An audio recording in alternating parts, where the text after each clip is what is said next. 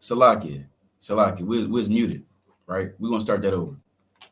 Again, Shalom, Israel, Shalom, Shalom. First and foremost, I give all praise, honor, and glory to Yahweh, by Hashem Mashak Malaki Washai. It is to say Yahweh being named the Heavenly Father, who the world will call God, and Yahweh Shai being named the only begotten Son, who the world ignorantly called Jesus Christ. Brother Kasadia. Brother Yatazamak. And yeah, like I said, say you just came in.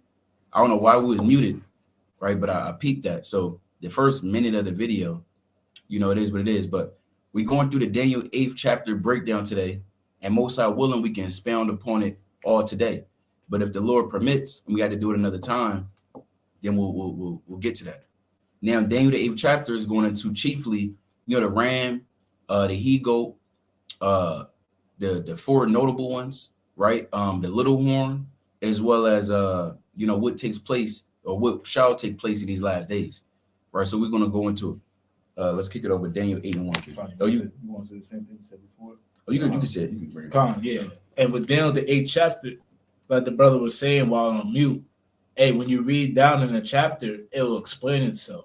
It will tell you the meaning of those the similitudes that the Most High will use, because we know the Bible is spoken in parables. It's not actual goat.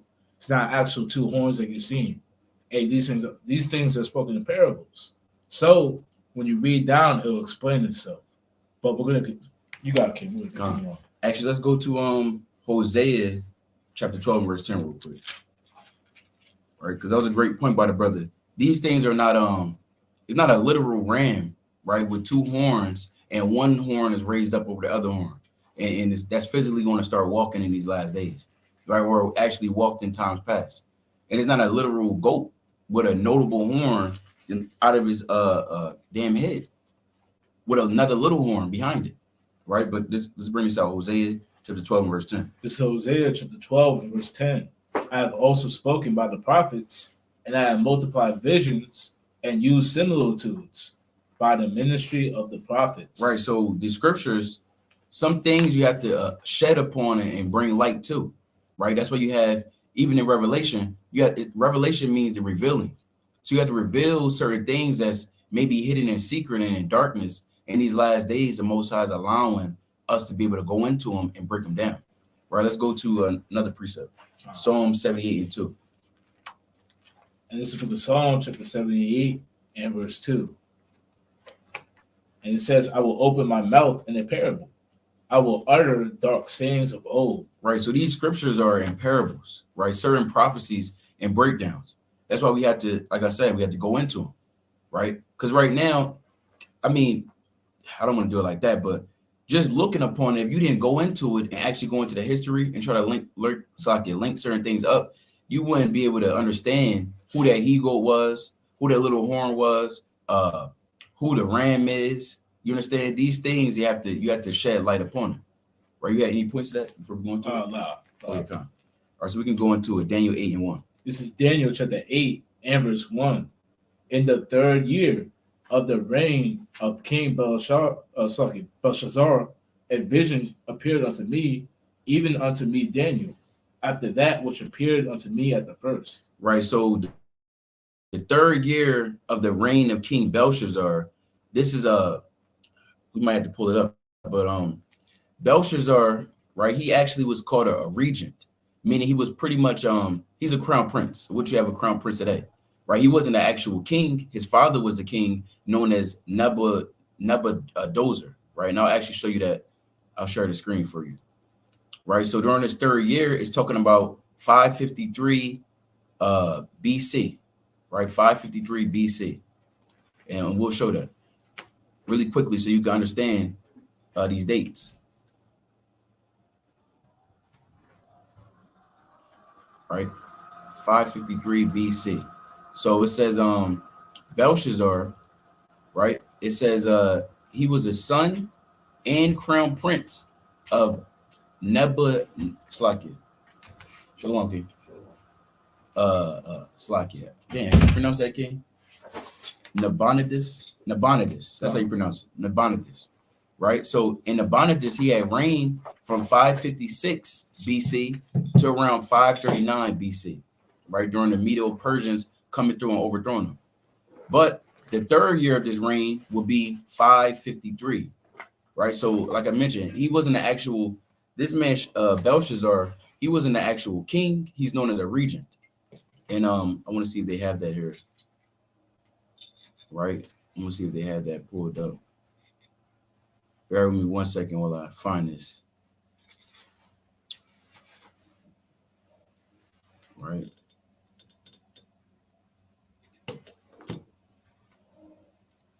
Okay, come. So you have it right here. So it says Belshazzar's father was proclaimed as a king in May 556 BC.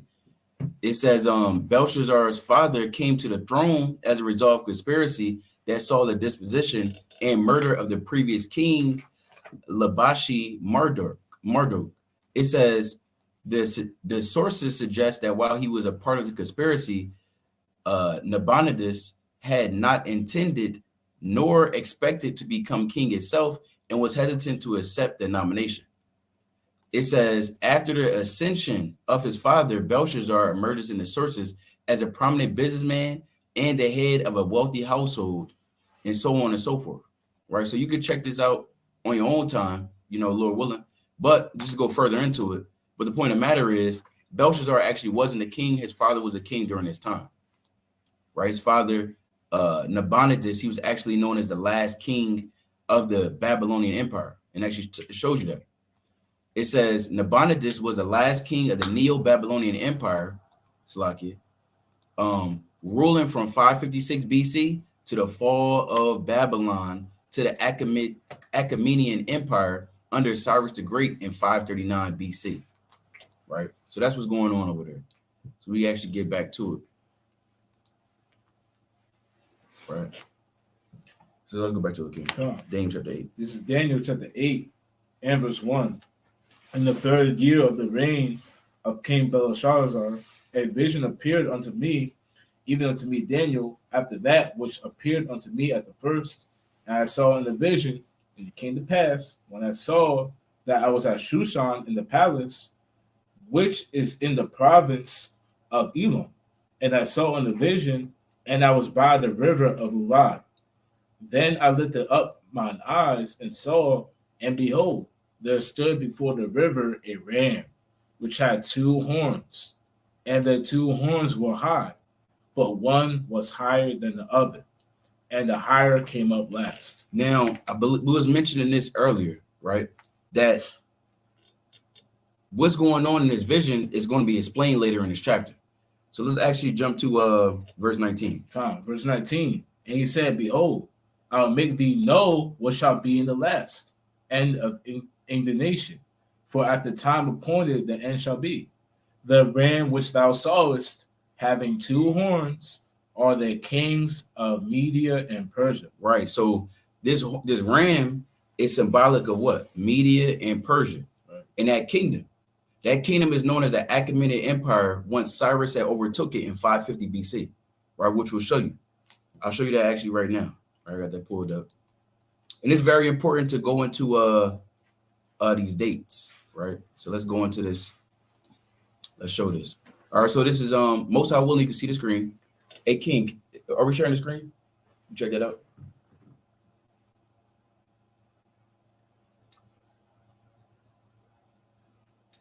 Just let us know we seen that. So it says the Median Empire, gone through water. It says Cyrus the Great succeeded to the throne in 559 BC. Right, Cyrus is a Persian. It says following his father's death. However, Cyrus was not yet an independent ruler. So it says, we're gonna continue on.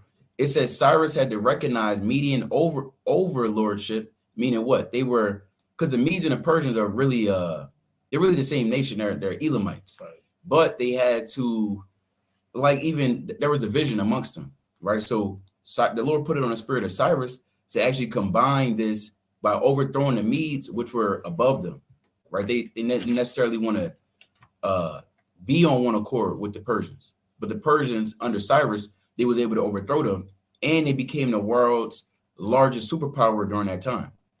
So it's going to tell you, it says Astyages, last king of the Median Empire, and Cyrus' grandfather may have ruled over the majority of the ancient Near East. It says from the Lydian frontier in the west, Slakia, in the west to the Parthians and Persians in the east.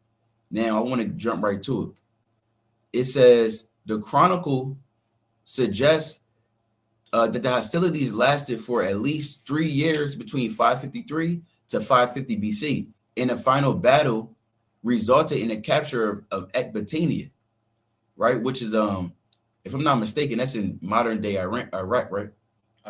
Iran. Con. It says this was described in a paragraph that preceded the entry for Nabonidus year, it's like Nabonidus year 7. Right. So the point of the matter is, at around 550 BC, that's when Cyrus was able to overthrow the Medes, and they became the Achaemenid Empire. Right. And I believe this is on the same account. Oh no, I have to pull it up right here really quickly. Right.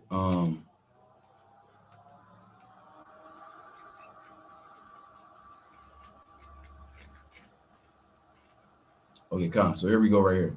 So it says 550s BC, Cyrus revolted against the Median Empire in 553 BC, and in 550 BC, succeeded in defeating the Medes, capturing Astyages, and taking the Median capital city of Ecbatania.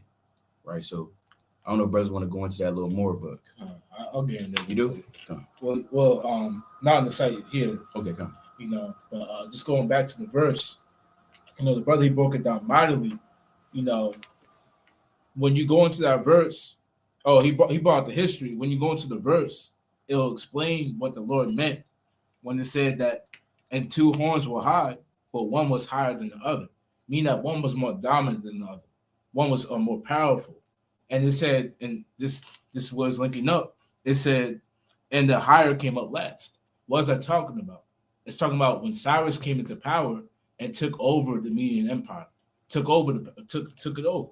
That would be the Persians being higher than the Medes, right? Because Cyrus came into power.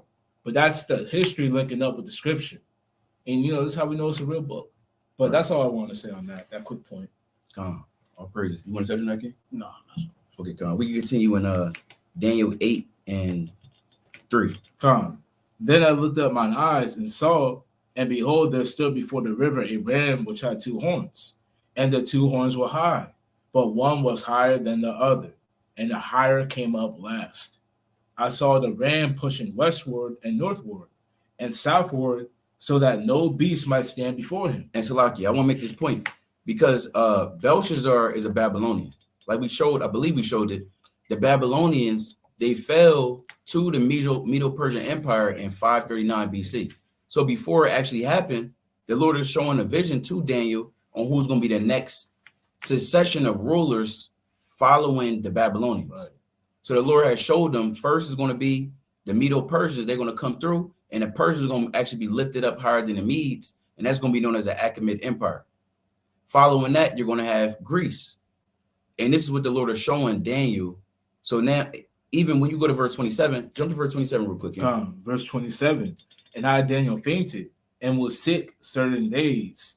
Afterward, I rose up and did the king's business, and I was astonished at the vision, but none understood it. Right. So this vision was so heavy because Daniel's actually, the Lord is showing him what's going to happen next. Right.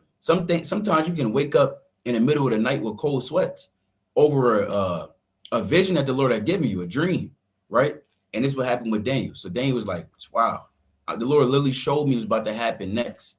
That's how you got to be too, how the Lord actually is showing us and telling us the different things that's about to happen next in his earth, right? Daniel was he said, it says, afterwards, I rose up and did the king's business. So now that you know what was about to happen next in the earth, you got to continue to do the king's business. Now he's talking about the actual King Belshazzar, but we're speaking about the Most High's business. The Lord is showing you what's going to happen next in the earth. So be about your Father's business. Right? You could jump back to it, King. Verse 4. I saw the ram pushing westward and northward and southward, so that no beast might stand before him. Neither was there any that could deliver out of his hand, but he did according to his will and became great. Right. And I want to show you. Well, you want to go into that? Yeah, I want to touch on that. Can you get Esther 1:1? And this is the book of So because this is, you read the Persian Empire at the time was the biggest empire on the face of the earth to ever be on the face of the earth. So can you read that right? This is Esther chapter 1 and verse 1.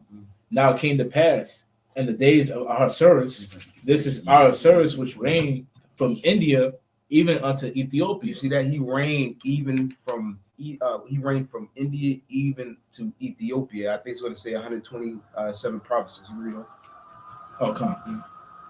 Over 107 and 20 provinces. Yeah, you see that 127 provinces he reigned over. He's going to get the brother's going to grab a picture of how massive the Achaemenid Empire was. Right. It was actually known as the as a superpower. Right. I want to actually zoom in on this.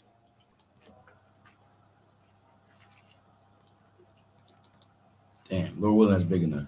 All right. You see that? So all the way from the Indus River, in the Indus Valley in India, all the way over to the Nile River over here, and that stretches down to Ethiopia.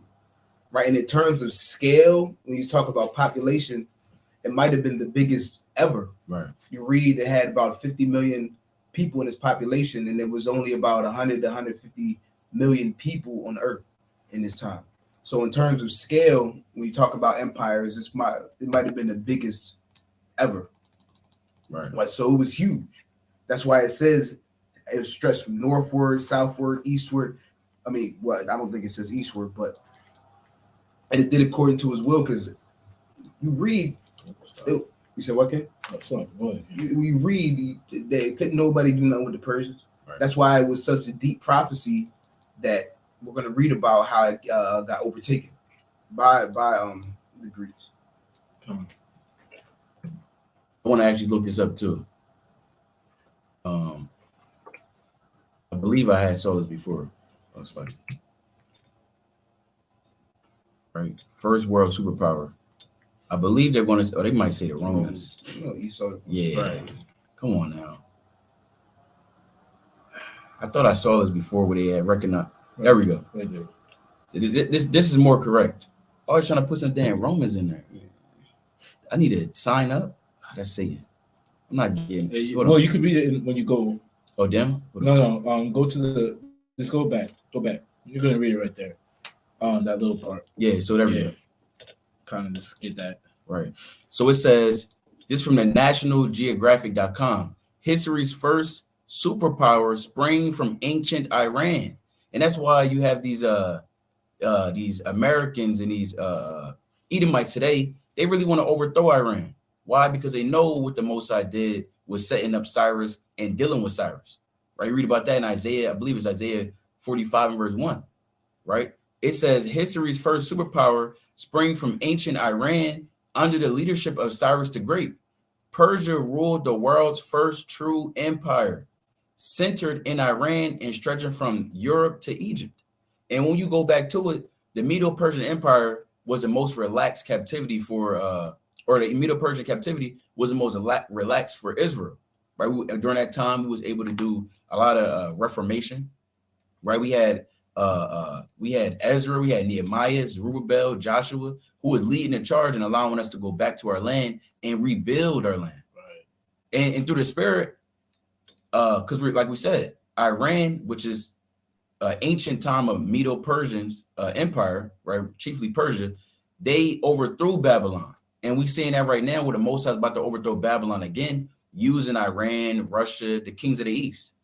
And like we mentioned, during that time, that was our most relaxed captivity, allowing us to go back to our land and do a lot of reformation. During this time, once the Most High overthrows Babylon the Great with the kings of the East, using Iran and so on and so forth, it's not going to be our most relaxed captivity. It'll be no more captivity. We'll actually be able to go back to the land and actually complete the building of the temple, if you have ears to hear. Right, but we can go back to it though. Your point? Yeah, could you look up, just in terms of scale, can you look up the world's biggest empire in terms of population? Because it's not going to say Persia, but or the Achaemenid Empire, but I just want to show something. You want this list right here? Nah, what did I just look up? I have it right here. What was the largest empire in the world? You want this? This is the answers. Yeah. Oh, does it say? Yeah. Okay. It's a Guinness Book of World Records. Esau. Right. So you got it. Well, I can read it for you. Yeah. It says depends how you measure it. It says according to the Guinness World Records, which seems as good as an authority as any. Damn. Yeah, right. The answer is the Achaemenid Empire. You see that? So the Achaemenid, and this based on this the scale of the population at the time, because there's other empires that had more people or bigger population, but in terms of scale of the population of the earth, the Achaemenid Empire is the biggest. It's going to show you. It says the Achaemenid Empire in 480 BC, also known as the Persian Empire, is estimated that 44% of the world's population was ruled from the Achaemenid throne and what is now modern day Iran. You see that? That's 44% of the world's population was under the authority of King Cyrus, King Darius, King Artaxerxes.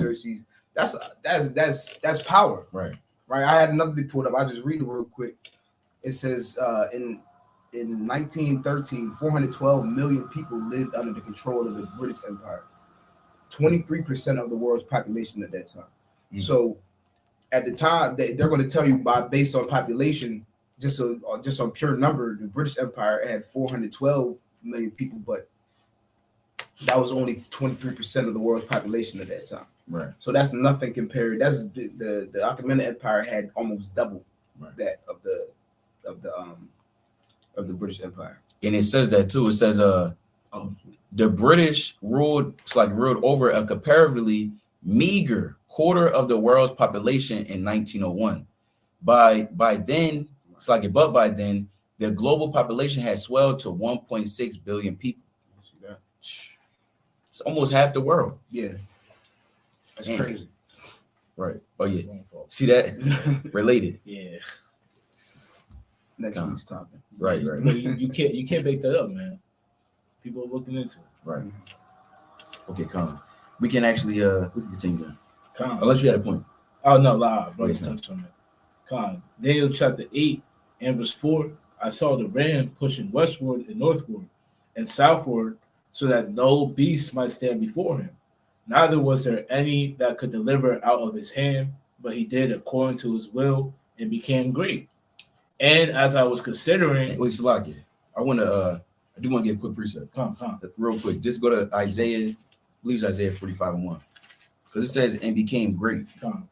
Isaiah chapter 45 and verse 1. Thus saith the Lord to his anointed, to Cyrus, whose right hand I have holden, to subdue nations before him, and I will loose the loins of kings, to open before him the two-leaved gates, and the gate shall not be shut. Right. So the Lord said that he anointed Cyrus, meaning he chose him to do what? It says he held his hand to subdue nations before him. So when the Lord says that he became great, it's because the Most High used him to subdue the nations before them. It says, and I will loose the loins of kings to open before him the two-leaved gates, and the gate shall not be shut. Meaning he had control over the known world. That 44% of the world's global population was under the control of Cyrus at one time. That's a lot. You had something? I had a quick part. I want to jump the gun, but like the brother said, hey, the Lord, he anointed Cyrus to have control over the world. And we're going to get into it. Hey, when you look into these battles, these major battles, the Lord's hand is played within it. You know, I don't want to jump the gun because we're gonna get to the man Alexander the Great, right? Even with him, with his domination. Hey, Esau, hey, they like to say he was the greatest conqueror.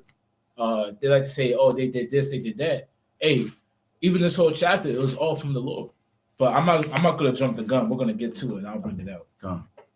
But Daniel 8 and verse 5, it says, and I was considering, behold, and he goat came from the west on the face of the whole earth, and touched not the ground, and the goat had a notable horn between his eyes. Now let's jump to verse 21.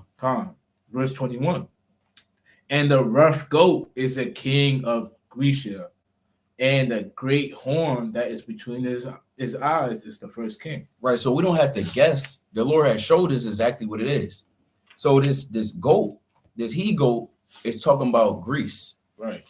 Greece under Alexander.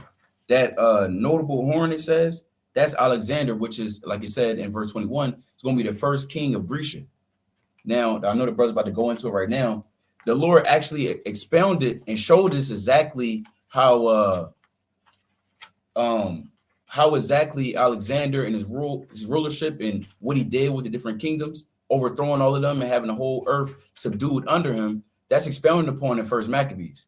But I want to show real quick, because just as we showed the Babylonians, they were overthrown by the Achaemenid Empire in 539 BC.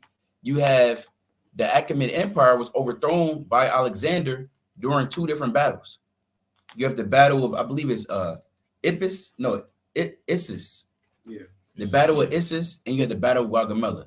The battle of Issus took place in 333 BC, and you have the battle of Gaugamela, which is the final battle where Darius III he pretty much fled and later was killed by one of his men, right, who tried to do a little assassination attempt, but he actually killed him, and that was in 331 BC. So we want to show you those real quick. Share the screen again. Oh, Salaki. Hold on. All right, so let's click on this. Like I said, the battle of Issus. Right, the battle of Issus. We have verse that was Daniel 8 and 5. So the battle of Issus is also called Issos. It occurred in southern Anatolia, right, which is so-called Asia Minor, where Turkey is at today. Now it says this is on November 5th, 333 BC. It was between Alexander and the Achaemenid Empire led by Darius III. It was the second great battle of Alexander's conquest of Asia, right? So we don't go too much into that, but like we mentioned, this is the first battle. So I'm actually jump down. I want to show something that I had saw. So it says the battle of Issus was a decisive Hellenic victory, and it marked the beginning of the end of the Persian power. It was the first time the Persian army had been defeated. The very first time they was defeated. Remember, they was ruling under Cyrus from 550 all the way up until 333, where this is the first time they've been defeated. That's over 220 years, roughly 218 to be exact. With the king Darius III at the time, it says after the battle, the Hellenes, meaning the Greeks, captured Darius' wife. It took his wife. See, in battle, things go down like that, right? You gotta be cautious. When you go on a war against these spirits might take a hold of your wife. Are gonna let your wife just get jammed up? Then they take all of Israel's wives. I believe it was in 1 Samuel, the 30th chapter. Right. They wanted to kill David. Mm-hmm. They wanted to kill David. The Israelites, our forefathers, they were looking at David like, hold on, what the hell is going on? Right? You got our women all jammed up. We got to go get them back. It says after the battle, the Hellenes captured Darius' wife. I'm not going to try to pronounce her name. Right? These names. Yeah. Right?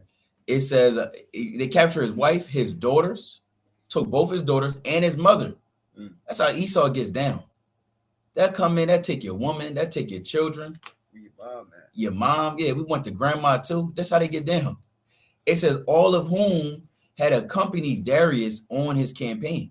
So you want to be careful of being sisters. Just be careful. I'll say that.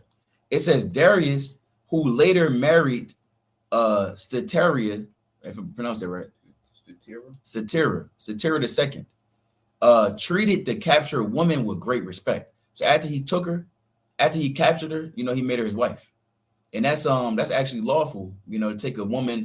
If you go to war with another nation in Deuteronomy 25th chapter, if you go to war with another nation and you overcome them and you see one of them to be fair, you have to actually, there's a purification process, but you can take her to be a concubine, right? So this is what took place right here, right? So like I said, that was the first battle.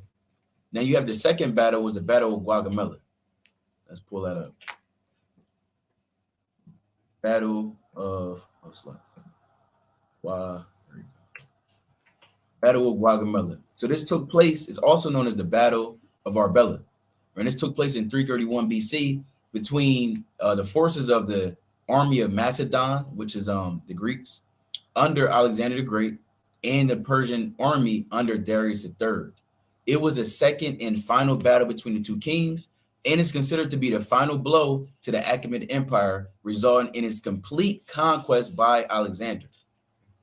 The fighting took place in Guagamela, a village on the banks of the river Bumodus, north of Arbela, which is modern day Arbil in Iraq. Right? It says, despite being heavily outnumbered, the army, and let's read this again, because the brother, he said it earlier. This show you that the Most High, he had his hand all over these different battles. It says, despite being heavily outnumbered, the army of Macedon emerged victorious due to the employment of superior tactics and the clever uses of light infantry forces. It was a decisive victory for the League of Corinth, and it led to the fall of the Achaemenid Empire and of Darius III. Right? You brothers want to talk about that a little bit or no? Because we can read it too. Well, yeah, I want to touch on what was read here. Okay, go on. A little bit. Oh, you talking about First Maccabees? Yeah. But yeah, we can read into it. I just want to say a quick thing because, like, no, just to prove it. But if you want to keep reading, we can. Oh, we can. Well, yeah, we can read that. First Maccabees. This is First Maccabees chapter 1 and verse 1. You want brother to read it for you? Okay, Con, yeah. We get there because we're gonna talk. Well, we're talking about how he came into power, but like the brother said, the Most High's hand was all over it. Right. But you can read verse 1, King. Con, this is the book of First Maccabees, chapter 1 and verse 1. And it happened after that Alexander, son of Philip, the Macedonian, who came out of the land of Kittim, had smitten Darius, king of the Persians and Medes. And that's what we just went into, the Battle of Guagamela. After the Persians and the Medes came Greece with Alexander the Great. This is what we're reading about in First Maccabees, the first chapter, how they came into power. The Lord, he outlined it, and then the 8th chapter. Let's keep go ahead. It's like a quick point because someone made a point. They asked if we could put the scripture on the screen. That we could, but we also have another brother just scribe out the precepts. Hey, King, you mind every precept we go to, you just write it down? Right there. Problem. Oh, you can. Well, and also the water. You did actually. The water, King. You got it, King. Yeah, kind of. Sister, that's the same thing. But keep going. That he reigned in his stead the first over Greece. And that's what we just went to in Daniel 8, the first king. Let's keep reading. And made many wars. And did what? And made many wars. So this man, he made many wars. I mean, he went out to fight against a lot of people to build up his kingdom. Let's keep reading. And won many strongholds and slew the kings of the earth. So this man, he was unstoppable. The same way how we read with Cyrus being the anointed one. Hey, the Most High, he set this man up to be the next ruling power. Alexander. Let's keep reading. And went through the ends of the earth and took spoils of many nations, insomuch that the earth was quiet before him, whereupon he was exalted and his heart was lifted up. And said his heart was lifted up. Now, when we're reading these things, we understand that the Lord, he had his hand all over it. Hey, brother, real quick, I want to show quick things. Yeah. Go to the search of Alexander the Great So the and chariots. UFOs. Right. And Yazra, Bible Kashar, if you can read this part for me, because I was looking for it, I believe they took the site down. They want to hide history. Yeah, they want to hide it. We're going to expose it. Yeah, we got to expose it, man. But you got to read this, because this will show you how these prophecies, if you were doubting, if you had a lack of faith, if you were saying, well, I don't really know, hey, these prophecies, you can't make it up. You know, a lot of Jake to come and they scoff, but you can't make this stuff up. This links up with history. I believe it's in the story. Come. Can I get a quick precept? Tom, you got the precept. Can you go to 2 Maccabees 5 and 1 real quick? Tom. And then I got you right. No, you are. 2 Maccabees chapter 5 and verse 1. It says, about the same time, Antiochus prepared his second voyage into Egypt, And then it happened that through all the city, for the space almost of 40 days, there were seen horsemen running in the air in cloth of gold and armed with lances like a band of soldiers. So for 40 days, while Antiochus was about to overtake Egypt and overthrow them, you had chariots in the sky going back and forth. It says like a band of soldiers. So this is already biblical. Now you got on the screen where you have where the brother's about to go into it, Alexander the Great and the mysterious UFOs following his army. It says fact or fiction. Of course, Esau wants to put out there, is it fact or fiction? No, it's fact. Because we see an account over here later on during his Greek rulership. You have Antiochus who has seen these chariots for 40 days. They was out there, and this was documented, right? It even says in verse 3, it says, and troops of horsemen in array, encountering and running one against another with shaking of shields and multitude of pikes and a drawing of swords and casting of darts and glittering of golden ornaments and harness of all sorts. Wherefore every man prayed that that apparition might turn to good. You get a point? No, I let the brother finish. I get a couple precepts. So we can go. I sent him a picture, but we'll read it. It says Alexander the Great. I got you, man. And so it says Alexander the Great and the mysterious UFOs following his army. Fact or fiction? And this is a fact. We just read a precept in there. You know, the account of horsemen in the air. So when it says that his heart got lifted up, that's first that's the Edomite pride. But the Most High, he had his hand in establishing this man in his kingdom. And this is just a little thing. You can read what you got. Okay. Just go to the second picture. Okay. It says Alexander the Great and UFOs. All right. Just read from the top. Hold on, I'm gonna direct you real quick. Start at the first the second paragraph. Okay, kind.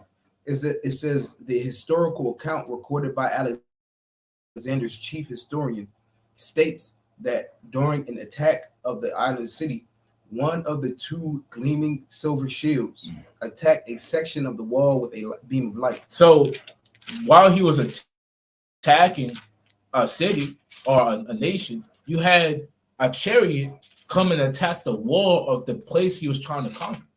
And the Most High, he allowed this man to advance through the usage of the chariots, man. That's the Lord showing us, hey, he really has his hand in this. You keep reading, King. Attacked a section of the wall with a beam of light, which subsequently caused that section of the wall to fall. And this is, I believe, during the when they went to take over Tyre. Right. I believe. Keep reading. Alexander's men poured through the opening and captured the city. Hey, so just to fulfill prophecy, the Lord, he sent chariots to help Alexander conquer the world, conquer Tyre. I believe it even talks about, I believe when you go a little bit further, like 329, right? You said what, King? The timeline? Well, no, I'm talking about the other. Go to the next picture. I believe it says one other one. Yeah.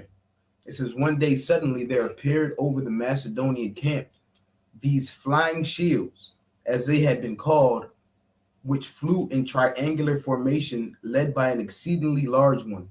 The others were smaller by almost half. In all, there were 5.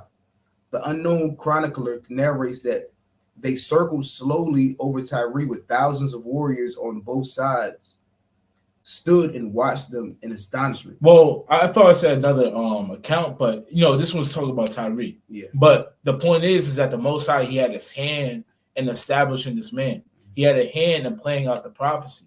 So when we read First Maccabees, the 1st chapter, and we link it up with Daniel, the 8th chapter, about how this man came into power, we understand it's through the Most High. But I want to bring out that quick point. We can go back to First Maccabees 1. You got a point, King? Yeah. Because we can read on and maybe at the end because it says how you did it swiftly. Right. Calm. I got you. And did you still want this article or not? No, you can drop the article. The point is that the Most High, he had his hand within this. Calm. This man didn't just come into power and did whatever he pleased. Hey, the Lord, he set this man up. Like what we read in Isaiah, the 45th chapter, He called Cyrus his anointed one. And he was a man that the Lord set up to be in power, to do his will on the earth. But you go back to Daniel 8. What you want to answer? Where were we at? You said 8-5? We were 8 and 5. Yeah. Yeah. We just read on a little bit more on that. I'll start at the top. Yeah. Daniel 8 and verse 5. And I was considering, behold, and he goat came from the west on the face of the whole earth, and touched not the ground. And what? And touched not the ground. Right, meaning he was floating, meaning he was going fast. That's basically what it's saying when it says he touched not the ground. Right? Why? Because again, the Most High was with him. You read about Alexander the Great, and he conquered the known world in 13 years. So that's a very short period of time. And why? It's because the Most High was with him. And you read, what was it? Of the battle of Guacamela, how many was coming up against him? It didn't say, but I don't believe it said, but he had a small army compared to the other army. Right, because you read about the Persian, the Achaemenid Empire, all those regions where they had just like America now, you have NATO. Why? Because you have NATO, but all the armies of NATO, they're all one army. Just like how in the different empires, if you have rule over a region, that army becomes your army. Right. So the Achaemenid Empire, it had a very large army, but again, the Most High, if he wants something done, he's going to get it done. Can you give me First Maccabees 3 and 18? Well, you can start at 16. Start at 15 actually. First Maccabees 3 and verse 15. We'll go real quick. Hey, you want to show that real quick? So I'm sharing it right now. Mm-hmm. So it says, now this is during that battle. It says the size of the Persian army. It says the modern estimates, although there is a general acceptance like it among modern scholars of Arian's numbers for Alexander's forces, the opposite is true with respect to the ancient sources reported for Darius' troop size. According to Bishir, among modern authors, their common ground is only that the excessively high numbers given in the ancient sources are of no use. Similarly, Worthington writes that the figures given by these different men are absurdly high numbers to show how hopelessly outnumbered Alexander's army was. Right. So the point of the matter is they couldn't really pinpoint the exact numbers, but it says it was hopelessly outnumbered to Alexander's army. So Alexander didn't have a great army at all. Right. Read them totals right there. Right. So it says infantry. It says a low estimate, less than 40,000, a high estimate over 200,000. There's cavalry, low estimate between 12,000, a high estimate 45,000. The Persian immortals, right? 10,000 and a high estimate is 10,000. The Greek mercenaries, 8,000, the high estimate 10,000. So the totals is the lowest they had is at least 52,000. The highest they had is about 268,000 during this battle. See that? So if the Most High, again, you read the Most High, you read the scriptures how Israel always overcame. You got something? No, good. The Israel always overcame different nations, even though their numbers were short. If you read about is it Gideon with the 300 in the book of Judges? He had 300 men, still overcame the armies that were coming against him. We're going to read in Maccabees how Judas Maccabeus, he would always have a smaller amount of soldiers, smaller army than the Greeks anytime they came up against him, but he would always win. Why? Because it was through the Most High. Right. And we can see that Alexander, the Most High, wanted this to happen. So the Most High, even though he's not an Israelite, even though he's a heathen and he's an Edomite, the Most High was with him to conquer the earth, to do his will on the earth. Right. So can you read that in First Maccabees 3? This is First Maccabees 3 and 15. So he made him ready to go up, and there went with him a mighty host of the ungodly to help him, and to be avenged of the children of Israel. You see that? He came up with a mighty host to overcome the children of Israel. Read. And when he came near to the going up of Beth-horon, Judas went forth to meet him with a small company, who, when they saw the host coming to meet them, said unto Judas, how shall we meet them? How shall we be able, being so few, to fight against so great a multitude and so strong, seeing we are ready to faint in fasting all this day? You see that? The same thing with the army of Alexander the Great. It said, what did it say? It was hopelessly outnumbered. Hopelessly outnumbered. This is exactly what the Israelites, this is exactly what our people was thinking when they were going up against the Greeks. Right. That we were hopelessly outnumbered. How are we going to fight against these people? But again, when the Most High is with you, the Most High, He's the one that breaks the battles. Like it reads somewhere else in Maccabees. It says right. Yeah. We're gonna read. We're gonna read on. Yeah, read.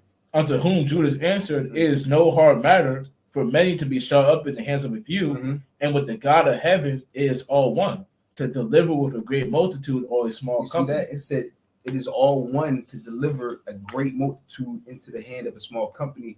When the will of the Most High, when He's doing His will, He's the one that's leading the battle. Right. He's the one that's guiding that battle. And we see this is a prophecy. What we're reading in Daniel 8 before these things happen, so it had to happen. Right. We don't. For the victory of battle standeth not in the multitude of an host, but strength cometh from heaven. You see that? It says strength cometh from heaven.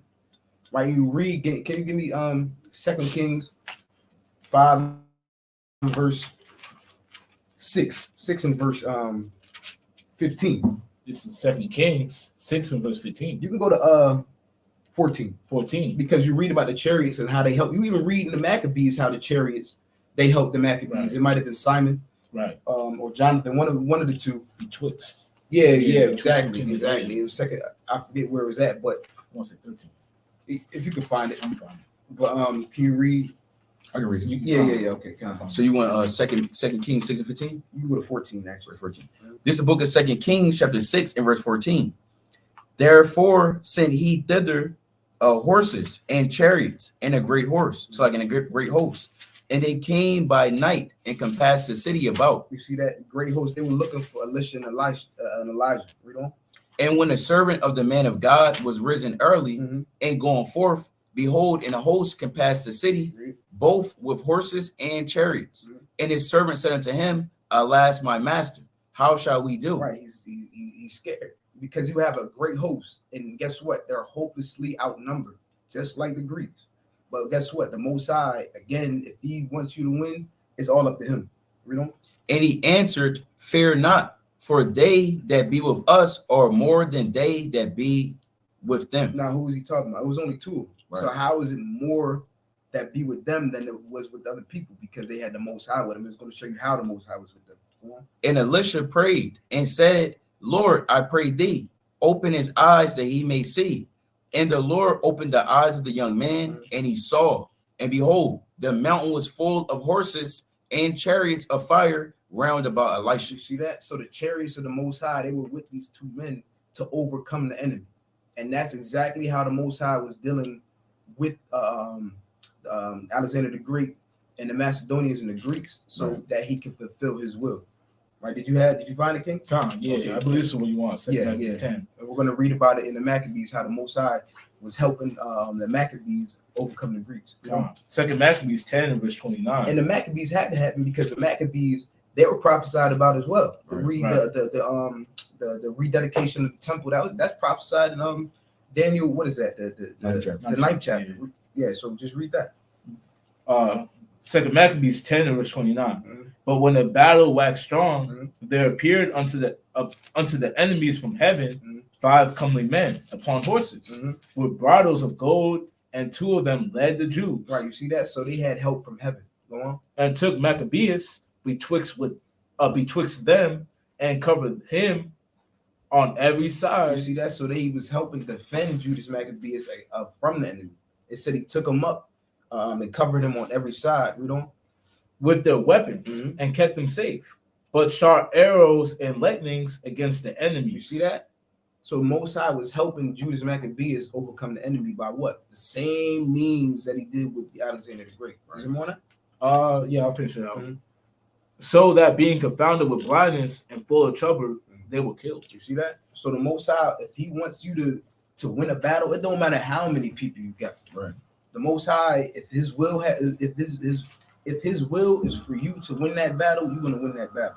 That's exactly why the Most High, he had Alexander the Great. You read, he touched not the ground. He wanted Alexander the Great to conquer the known world in record time. And why? How? Through the Spirit of the Most High, through His power.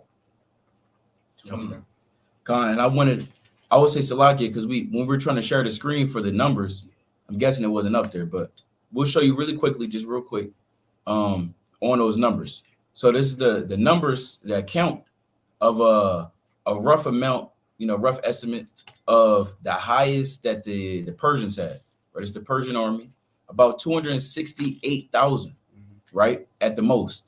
Now compared to the size of the Macedonian army, we talking less than 60,000, right? 31,000 heavy infantry, 9,000 light infantry, and 7,000 cavalry. So, I mean, that's only the Most High helped them out, right? And two, can I get a quick precept? One quick precept, then we can go back to it. Psalm 17 and 13. Come on, Psalm chapter 17 and verse 13. So it says, "Arise, O Lord, disappoint him, cast him down, deliver my soul from the wicked, which is thy sword." Which is thy what? Which is thy sword. Right, you can read on. From men, which are thy hands. So the Lord said, or David is crying out to the Lord and asking to be delivered from the men which are the Lord's sword, which is known as the wicked. We know the wicked chiefly is Esau. So Esau is known as the sword of the Lord. Esau is the vessel that the Lord uses to conquer the world. And we've seen it. Seen it with the Greeks, seen it with the Romans, and we've seen it right now with America and NATO and the EU. They continue to conquer the known world. Right? The Lord even told you that in 2nd Ezra, the 12th chapter, that the 3 heads of the eagle, they're going to rule in the last days, as did the other feathers of the eagle. Talking about Esau. So the Lord's chiefly giving the world into the hand of Esau. The Lord tells you that in 2nd Ezra 6 and 9, that Esau is the end of the world and Jacob is the beginning of it that followed. Right. So he had to set up Esau, and the first major Edomite nation to rule was the Greeks under Alexander. Right. So you can go back to it again. This is Daniel chapter 8 and something. I want to say verse 6. 6. And he came to the ram that had 2 horns, which I had seen standing before the river, and ran unto him in the fury of his power. And I saw him come close unto the ram, and he was moved with choler against him, and smote the ram and brake his 2 horns. Right. You can read on. Okay. And there was no power. And Salakia, that's just going into the battle we went into already. Battle of Issus and the battle of Gaugamela, the 2 battles. Chiefly, the battle of Gaugamela was the one that ended off. You can read on, King. And there was no power in the ram to stand before him, but he cast him down to the ground and stamped upon him, and there was none that could deliver the ram out of his hand. I have a quick point on that. Good. And like we say, that's hip tuck. When he broke because a horn, it would represent the power. He broke the horn of the ram, and there was no might with the ram to stand against the goat.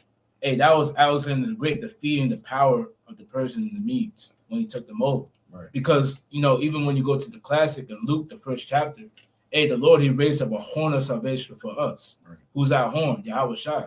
Yahweh Shai is our power. When we forsake him, we lose our power. Hey, so the same thing with these nations, they had power. Right. So when it said the horn was broken off and the ram had no might to stand against them, that was them losing their power. But I can keep reading, King. I just wanted to make that quick point. Let me I just found this precept I was thinking of. And Psalm, I'm gonna get this real quick. Okay, Psalm 10 and 15. Psalm 10. That's the one you wanted? Nah, I was there. Psalm 10 verse 15. Break thou the arm of the wicked and the evil man. Seek out his wickedness till thou find none. Right. The Lord is king forever and ever. The heathen are perished out of the land, out of his land. Right. So even up, I believe it's in Psalm 75 as well, where the Lord speaks about breaking the arm or breaking the horn. Right. The arm is showing your power, your strength, as well as a horn. I'm gonna get this real quick, King. I'm already there. This Psalm 75 verse 10. All the horns of the wicked also will I cut off. So a horn is just showing. It's not literal. The horn of any beast, right? Like a ram, right? Like a goat. Their power and their strength is not in their teeth. Their power and their strength will be in their horn. Right. So the horn shows you that that's a strength of a beast, right? In Esau, we understand, man is likened to beast. So horns, again, like the brother just talking about, it just representing someone's strength and their power. And the Most High allowed Alexander and the Greeks to overthrow, which we read already, the world's first superpower, right? The Persians, who had literally still to this day the largest empire of all time, 44% of the world population. That's crazy. Right. Continue, King. Come. Verse 8. Therefore the he-goat. Oh, sorry, I'm still on verse 7. But he cast him down to the ground and stamped upon him, and there was none that could deliver the ram out of his hand. Therefore the he-goat waxed very great, and when he was strong, the great horn was broken, and for it came up 4 notable ones toward the 4 winds of heaven. Right. So when you go into Alexander, he actually his reign was from 333 BC up until 323 BC. Right, and we'll show you that real quick. Right, so and where's he at? There we go. Right, so his reign, like I mentioned, there we go. 333 or 336 BC to 323 BC. Now, following this time, Alexander, he had died. I forget the exact cause of death. I think they said, your brothers know? They said a lot. I thought it was syphilis too, actually. Yeah. Let me see. It might have it up here if I can find it. All right, so we got it over here a little bit, I think. Oh, so they saying that he damn, what the hell is going on? That's something else. Satan. I see malaria and typhoid fever. Okay, come. So yeah, I believe that says it over. I just saw the fever over here too. Forget where I saw that at. But the details on his death, he died from a sickness. The Lord had killed him. He got up with him. Now, some scholars would say that he died from a syphilis, which I believe I saw before. We reading over here, it says it was several natural causes or diseases, including malaria, typhoid fever, like the brother was just going into. But at the end of the day, we know the Most High just got up with him, right? He took him off the earth. Now, following his death, you had something known as the 4 battles of the Diadichi. Now, I believe we can you actually read that last part again? Because it says, read verse 8 again. Verse 8. Therefore the he-goat waxed very great, and when he was strong, the great horn was broken, and for it came up 4 notable ones toward the 4 winds of heaven. Right. So these 4 notable ones are known as the Diadichi, if I'm not mistaken, which are the 4, we're going to go into, which is the 4 men who proceeded after him, right? Now, they actually took their rulership in 301 BC, but it was after 4 different battles that took place to pretty much split the kingdom apart. So you have the Ptolemies, or in the Ptolemaic Empire. You have I don't know why they have this name, but you have a Cassander. You have it should be Lysimachus, right? Where's it at? Okay, kind of right. There we go. All praises. I'm sorry. All right, so it's right here. So it says the Diadichi fought over. Hey, can you make sure we're sharing the screen? Because I don't want to. Last time we had 1 second, Israel.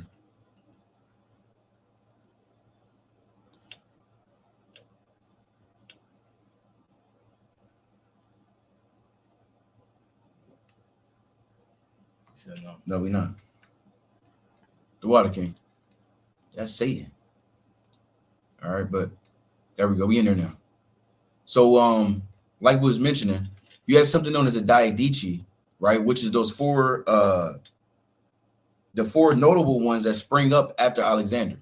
So after his death, in 323 BC, there was 4 different wars that took place. It's known as the battles of the Diadichi. Then the Diadichi, it says they fought over and carved up Alexander's empire into several kingdoms after his death, a legacy which reigned on and continued the influence of ancient Greek culture abroad for over 300 more years. This map depicts the kingdom of the Diadichi around 301 BC after the final battle, which is actually, it says it right here, after the battle of Ipsus, right? It says the 5 kingdoms of the Diadichi was 4, but it was the Ptolemies, right? The Ptolemaic Empire, or the Kingdom of Ptolemy. You have the kingdom of Cassander, the kingdom of Lysimachus, and the empire of Seleucus. Now we can go into it. Cassander, he actually ruled Macedon. He took over where Alexander was already at. I want to actually, wish they just showed. Oh, they might have it right here. Damn. They want you to get to a certain. Yeah. Oh, there we go. Oh, that's what. And they have What do you have at the bottom? the map. So it's going to show you the different regions of where they at, but yeah. Okay, so so I'm guessing this yellow right here, right? So this yellow is showing the Seleucid Empire, which is also known as this area right here. They took over Mesopotamia as well as the Levant, which is known as the Levant. You have I'm guessing this orange key is Lysimachus, right, which took over really Thyatira, if I pronounced that right, Thrace, as well as he also took over parts of Asia Minor, which is where you see right here, which is Turkey, right, parts of it. You have Cassander, he had took over Macedonia, right, pretty much where Alexander chiefly was ruling at. And it's also known right before Alexander's death, he wanted to go over and conquer Babylon. Well, he conquered Babylon, but he wanted to set up the empire capital over in Babylon, right? Which is actually symbolic of what's going on right now. Esau ruling, being Babylon the Great. Now, like I mentioned, this is where Cassander was at. You also have one last man, Ptolemy, and he had ruled. This is blue right here, which is chiefly Egypt, right? Egypt as well as parts of southern Syria, right? Which is Levant, right? All praises. Do you want to touch on that at all? No. Well, I mean, you can read about it. You can read about the same four in Daniel the 7th chapter. Right. You better get it. No, you better go to first. We can go to that next. You go get first next, but yeah, read about that in we gonna start Daniel the 7th chapter. 6. You can start at No, well, matter of fact, you start at 5. Daniel chapter 7 and verse 5. Right, and that's what's so beautiful about prophecy is that it all lines up. Right, this is a totally different prophecy that Daniel. You read about Daniel, and Daniel had a multitude of prophecies. Right, but Daniel 8 and Daniel 7, you can read about two of the same kingdoms in two different prophecies. Can you read that, King? And behold, another beast, a second, like to a bear. Right, and the bear. We're going to keep reading. And it raised up itself on one side. Right, and this is the Persian and Median Empire. The same thing as when he said the goat, the ram. One horn, the ram. So like the ram, one horn was higher than the other. It's the same thing with the bear when it raised up on one side. The horn that was higher than the other was the Achaemenid Empire, or the Persians. The bear raising up itself on one side was the same thing. The Persians or the Achaemenid Empire overcoming the Medians. So read on, King. And it had 3 ribs in the mouth of it between the teeth of it. Right, go on. And they said thus unto it, arise, devour much flesh. Right, so Daniel in this prophecy, he's getting a prophecy of all the kingdoms, the major kingdoms that's going to reign on the earth, all the way from Babylon, all the way down into America. Right. So again, he's talking about the Persians and Medes, but it's going to go on. It's going to show you the next empire, which is the Greeks, which we're talking about right now. Right, go on. After this, I beheld, and lo, another, like a leopard. Right, and you read about the Alexander the Great. He liked to wear a leopard skin cape or like a coat. Right, so this leopard is talking about the Greeks. Go on. Which had upon the back of it 4 wings of a fowl. I said what? Which had upon the back of it 4 wings of a fowl. That 4 wings of a fowl is the same 4 kingdoms or the same 4 generals that he gave power to after he died. That won these wars. He died in wars of the Diadechi. You know. The beast had also 4 heads. Same thing. These are the 4 kingdoms or the 4 generals that sprung up out of Alexander the Great after he died. Come on. Right. And dominion was given to it. Right. So again, these prophecies, they line up. So that's how you know this Bible. That's how you know the Most High is real. That's how you know the Most High is true. You can read about these prophecies way before they even happen. And they all line up. Right. So that's what I want to go into. I know you wanted first, Meg. Yeah. If brother can get from me real quick. Start at verse 6. Like the brother said, this is beautiful, man. It should get your heart jumping. Because now you know it's true, man. It's like damn completing a puzzle, man. You know, you put all the pieces together, you see how it lines up. Right. You can't get any more joy than this. Good.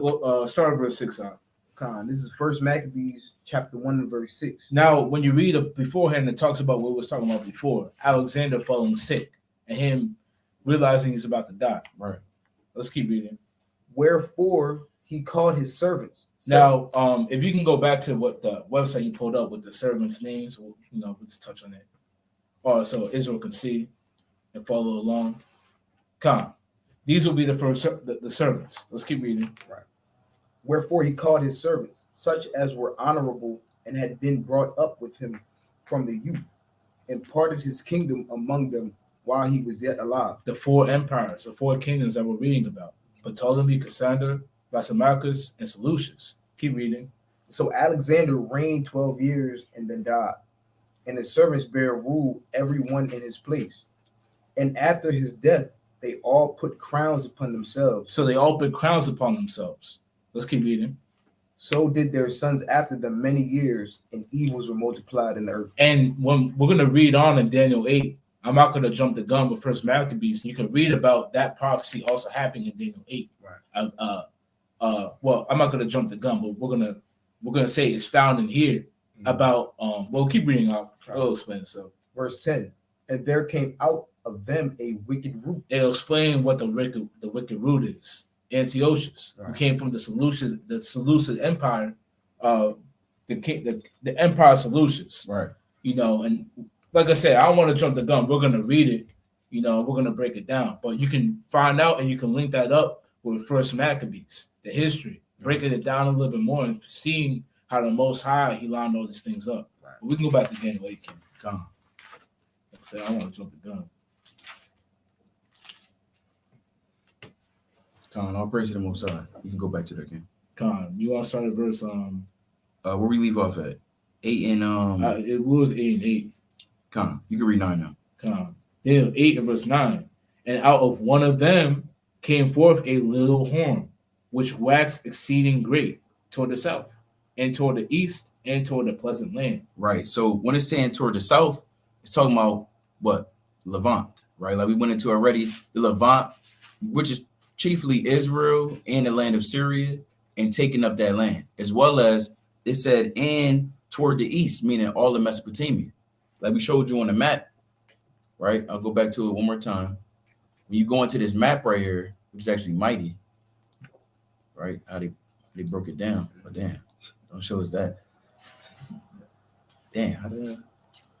Give me 1 second. Let me click on this thing again. More details. There we go. So this is where this notable horn, or it's like this little horn, which came up, pretty much is talking about Antiochus Epiphanes that came out of the Seleucid Empire, right, which is all it is yellow. All it is yellow. Right. It says toward the south, toward the east, and the pleasant land of Israel. Right. So this yellow. This is chiefly where the Seleucid Empire, which is out of the 4, would have had the biggest. Right. You can read on, King. And it waxed great, even to the host of heaven, and it cast down some of the host and of the stars to the ground, and stamped upon them. Now let's go back to First Maccabees 1 and where you left off. I think verse 10. First Maccabees chapter 1 and verse 10. And there came out of them a wicked root. The wicked root is Antiochus. Right. You had Antiochus the Great, which is the 3rd, and you had Antiochus Epiphanes the 4th, who is chiefly talking about that little horn. Right, you can read on.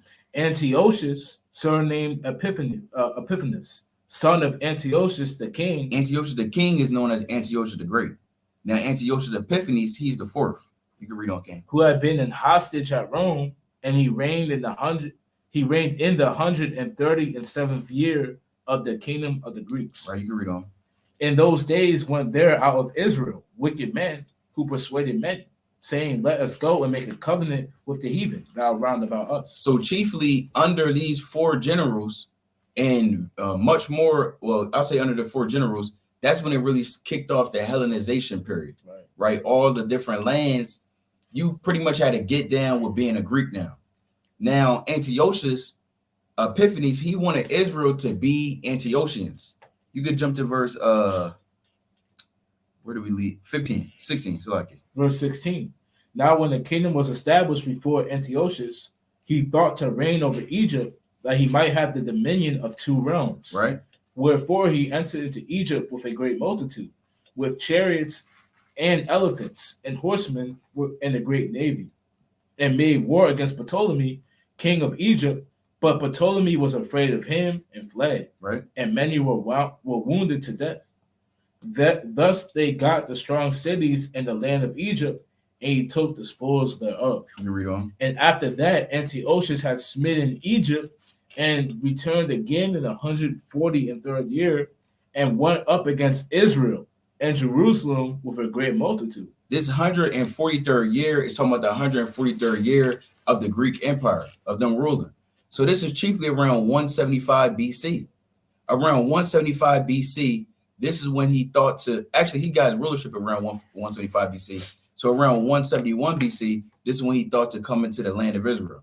Coming into the land of Israel, right, when we read in Daniel, the 8th chapter and 11th verse, is going to tell you he took away the daily sacrifice, right. Meaning this is known as the first abomination of desolation, right, which is a whole nother complete breakdown, but we definitely going to have to talk about it because it goes into it in Daniel, the 8th chapter. Right. But you can read on, King. And entered proudly into the sanctuary and took away the golden altar and the candlestick of light and all the vessels thereof, and the table of shewbread, and the pouring vessels, and the vials, and the censers of gold, and the veil, and the crowns, and the golden ornaments that were before the temple, all which he pulled off. Right. He took also the silver and the gold, and the precious vessels. Also, he took the hidden treasures which he found. He pretty much just walked into the land of Israel and took. Right. That's all Esau do is like to take. Right? That's what they do. It's a lot. Yeah. First Maccabees, the first chapter, is one of the heaviest chapters because you can just see the spirit of Esau straight up, and then the spirit of our people even to this day. This is very much symbolic of. This shows you how we got to this level right now. Right? We forsook the Most High. That's why I like to bring out, I think the Greek captivity was our worst captivity. How we just forsook the Most High, how Esau was able to overthrow us, and how we still dealing with those ramifications to this day. Right? You can read on, though, King. This is bad. And when he had taken all away, he went into his own land, having made a great massacre and spoken very proudly. Right? He spoke against the Most High. He made a great massacre of who? Of Israel. And spoke proudly against the Most High. And they're not that's how Esau gets down. That's the spirit they move in, right? They're known as the proud of the earth, the wicked of the earth. It was something else I wanted, though. I wanted you to jump to, it talked about, verse 41. Verse 41. Moreover, King Antiochus wrote to his whole kingdom that all should be one people. Slaki. Start at 37. 37. Thus they shed innocent blood on every side of the sanctuary and defiled it. And did what? And defiled it. Taking away the daily sacrifice, which we're going to read in Daniel 8 and 11. Because remember, Daniel, he was around he was first taken in captivity, because the whole book of Daniel is really about Daniel's life, the different visions that he got throughout his life. He was taken into Babylonian captivity in 605 BC. Daniel was around during the time of Cyrus and Darius. So he wasn't around during the Greek captivity, but the Lord had showed him the things that was going to happen on the earth. So we can read the prophecies that Daniel was given, and then you can see how it actually took place and elsewhere in the scriptures, chiefly in First Maccabees. So let's read on, King. And so much that the inhabitants of Jerusalem fled because of them, whereupon the city was made an habitation of strangers. So Jerusalem became a city of strangers, right? That's why you had heathen in our land, and chiefly Israel that was Israel. They became the strangers as well. How? By getting down with their ways. You have brothers who didn't want to get down like that, known as the Maccabean brothers, right? The sons of Mattathias, right? You can read on, King. And became strange to those that were born in her, and her own children left her. Her sanctuary was laid waste like a wilderness. Her feasts were turned into mourning, her Sabbaths into reproach, her honor into contempt. As had been her glory, so was her dishonor increased, and her excellency was turned into mourning. Right. All the mighty works of our forefathers, the temple that Solomon had built, the blueprint that was given to him by his forefather David, all the righteous works of David, all that just overthrown.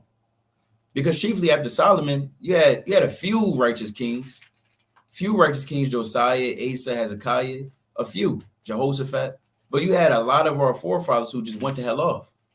So this is the combination of all of that. All that evil we brought forth in that land, the Lord allowed the most wicked man of the earth to actually come through and take that land. You can read on, King. I just want this last part. Moreover, King Antiochus wrote to his whole kingdom that all should be one people, and every one shall leave his laws. So all the heathen agreed according to the commandment of the king. Right. You can read on. Yeah, many also of the Israelites consented to his religion and sacrificed unto idols and profaned the Sabbath. Right. And that's that's pretty much the epitome of what it means to have an abomination of desolation. Right. You read about that in Daniel 9 and 24 on down. Right. So we can go to verse 11. Then I know brothers want to get in there too. Daniel 8 and 11. This is Daniel 8 and 11. Yeah, he magnified himself even to the prince of the host. And by him. Oh, Salaki. Can you go back to verse 10? Verse 10. And it waxed great even to the host of heaven, and it cast down some of the host and of the stars to the ground, and stamped upon them. Right. So it's talking about Antiochus Epiphanes, who had took down the host of heaven, the stars of heaven. Who was those stars of heaven? It wasn't talking about he actually built rocket ships. He went up there, he grabbed the stars and took them down. No, stars are lights. But the stars that the Lord is talking about is the Jews, right? Chiefly Judah, Benjamin, Levi, that was dwelling in the land of Jerusalem. You better go to Revelation 12 and 4. I was going to Judah, but that's all good. Let me get Daniel. You go to Daniel 12 and 3. Daniel 12 and 3. Yeah. This is Daniel chapter 12 and verse 3. And they that be wise shall shine as the brightness of the firmament, and they that turn many to righteousness as the stars forever and ever. Right. So Israel were likened unto stars. Why? Because if we keep in the laws, then we're a light to those that's in the world to bring them out of the world and back to the Most High as a guiding star of the night. Right. It's all darkness over this land. So it doesn't matter if it's daylight right now, the sun is out. Doesn't matter if the sun is beating on the back of your neck in the middle of the summer. At the end of the day, it's still darkness over the land. Whether you in America, you over in Russia, you anywhere, it doesn't matter. So those that's keeping the commandments and those that's teaching and being leaders, that's the stars of heaven, right? You can go to Revelation 12. Actually, you had a precept in Jude. It talks about the host of heaven, the angels, but we can go to Revelation 12. Revelation 12 and 4. Yeah, that's more direct. This is Revelation 12 and verse 4.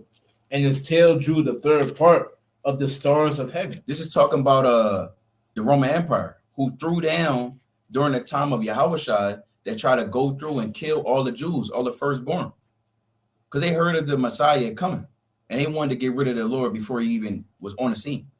It's evil. Let's read on. And did cast him to the earth, and the dragon stood before the woman, which was ready to be delivered, for to devour her child as soon as it was born. And this woman right here is talking about Mary, right? But as soon as Yahushua was to be born, you had Herod, who went through and killed Israelites, right? So these stars in the scriptures right here in this context, this is talking about the Israelites.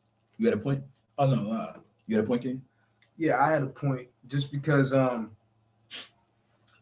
this is so key, because before Antiochus came about, Alexander, he allowed the Jews, he allowed us to be autonomous. He allowed us to keep our laws. I got to, if brothers want to send me read that.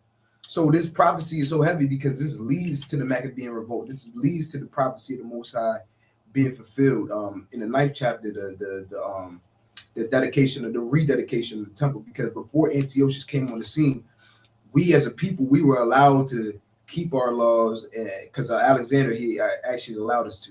Could you read that real quick? And this is the jewishhistory.org, right? So they try to keep our history.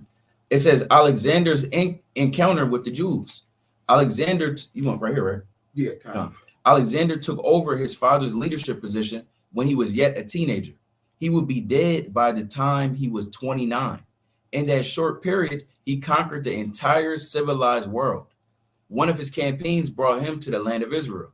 He arrived during the reign of the great high priest, the last of the men of the great assembly, Simon the Just. Most historians say that he came in about the year 329 BC. Right. You read about Simon the Just. I'm pretty sure you read about him in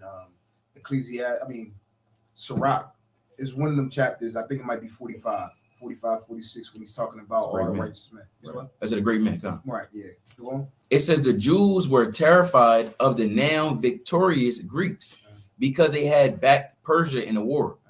There were two choices. We will see this history repeated over and over again in the time of the Second Temple. One was to fight, which is what the Jews did later with the Romans. The second was to somehow come to an accommodation with the enemy. It's like it says Simon the Just chose the second course. The Jews were not were not about to defeat Alexander in battle. Therefore, the correct way to deal with the matter was to come to an accommodation with him. And they knew they wasn't going to about to beat the Greeks because they knew the prophecy.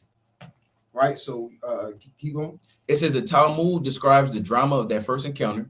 Simon the Just came forth with other members of the priesthood, as well as the sages of the Sanhedrin, to greet Alexander at the gates of Jerusalem as he strode in on his famous white horse. Right, and you actually read in the history, there's an account where, where Alexander, he had a dream that he would go to Israel and he would meet a whole bunch of people in white robes. And this is kind of the account maybe of what could have possibly happened. So on. Which he rode all over the world in his conquests. According to the historians of the time, it was an enormously tall horse, and Alexander was an enormously tall person. Plus, he always wore a plumbed helmet. Combined, Alexander stood about 13 feet high on the horse. He was an awe-inspiring sight to behold. It said, I can jump. Well, actually, he's going to talk about the dream. It says, when Alexander saw the Simon, he dismounted and bowed to him.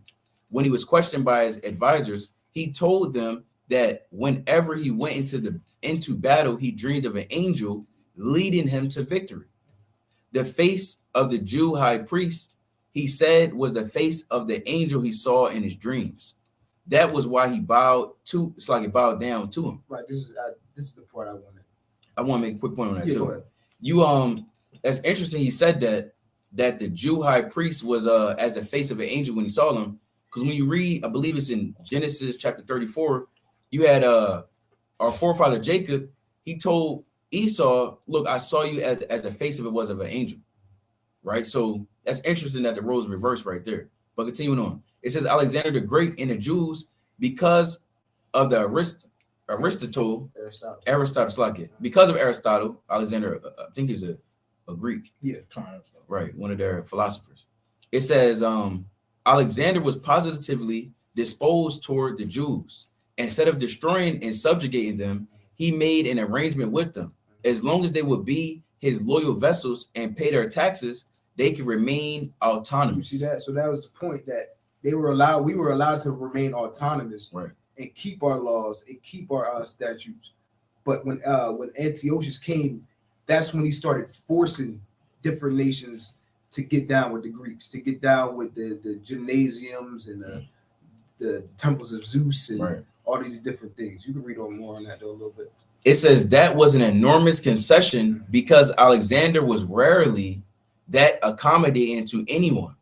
Out of gratitude to Alexander, the Jews did a few things. First, they agreed to name every child born the next year Alexander.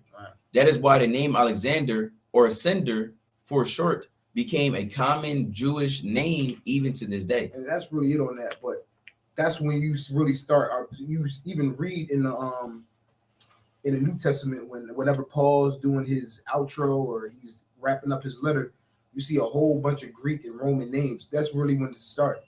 When our people started calling got under Greek rule, started calling our sons Alexander, and then you continue on. that's really when our people started to get not what they started getting willingly into Greek culture, but they weren't forced. But it's so heavy that Antiochus, he came and forced our people to do it. So that led to the rededication of the temple. That led to the will of the Most High being done eventually. Right. Con, you had a point though? No, We can go back to Daniel 8 and 11 now. Daniel chapter 8 and verse 11. Yeah, he magnified himself even to the prince of the host, and by him the daily sacrifice was taken away, and the place of his sanctuary was cast down. And we went into that, and that's in First Maccabees. Really First Maccabees. Yeah, the first chapter for sure, the second chapter, the third chapter, and that's where you had the third chapter. We have our forefathers who fought against that, right? They started fighting against that. You can read on though. Yeah, he magnified himself. Oh, sorry. And host was given him against the daily sacrifice by reason of transgression. And it cast down the truth to the ground. And they did what? And it cast down the truth to the ground. Right, they cast down the laws. Right, they actually burned up the law. Let's go to First Maccabees. First Maccabees 1, and I'm gonna start with verse 56. Yeah, go on. 1 and verse 56. And when they had rent in pieces the books of the law, which they found, they burnt them with fire. And wheresoever was found with any the book of the testament, or if any consented to the law, the king's commandment was that they should put him to death. Right. So anyone else found with the law, they were supposed to die, because they took the law, they took the Bible and burned it up. Right. That's why it says that the truth was cast down to the ground, meaning the word of the Most High. They took it and they destroyed it. Right. And this happened throughout time, where they try to burn up our records or culture or history. But right now, the Most High has it where it's right in front of you.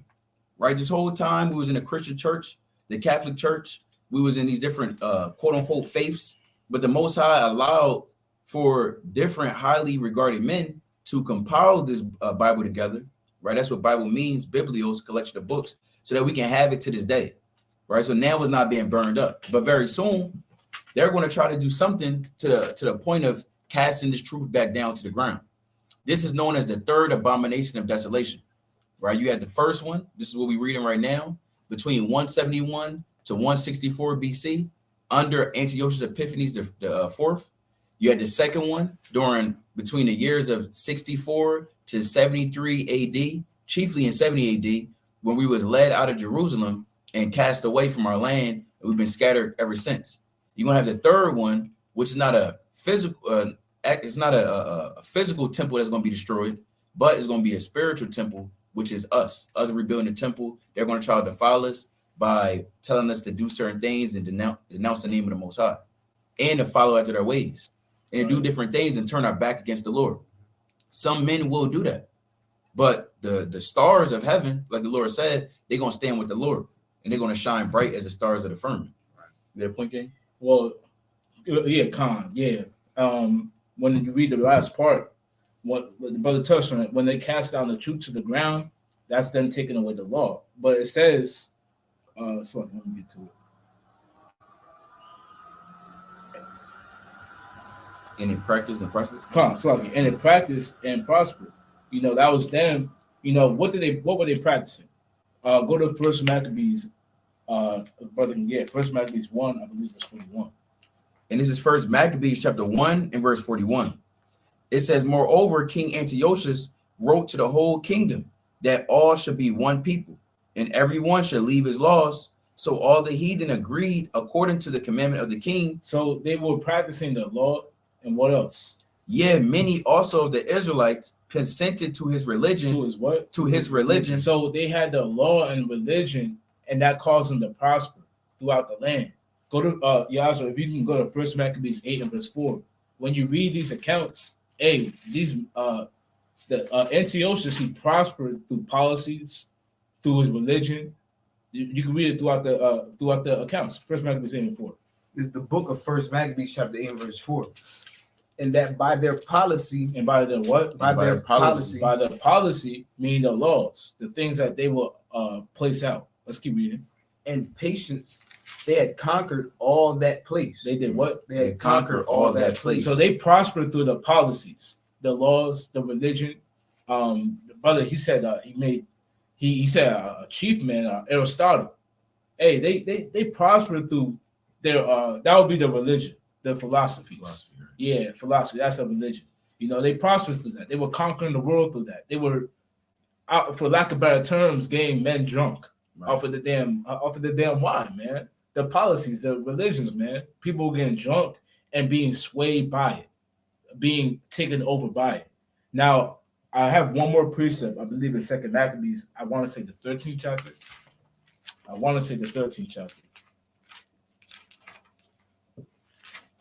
What's it going into?